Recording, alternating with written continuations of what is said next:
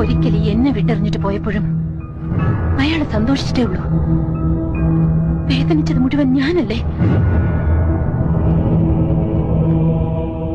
അന്നു മുതൽ എന്റെ ജീവിതത്തിൽ സന്തോഷം എന്താണെന്ന് ഞാൻ അറിഞ്ഞിട്ടില്ല.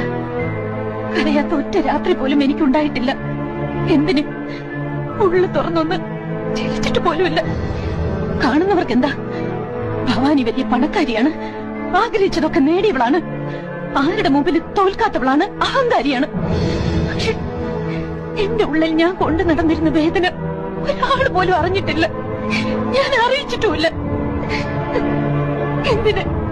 എന്റെ ഭർത്താവ് പോലും എന്നെ ഒന്നും മനസ്സിലാക്കിയിട്ടില്ല.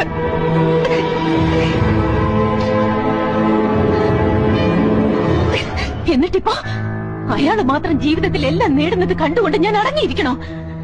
സമ്മതിക്കില്ല ഞാൻ. ഒരാളും അയാളെ സ്നേഹിക്കാൻ പാടില്ല.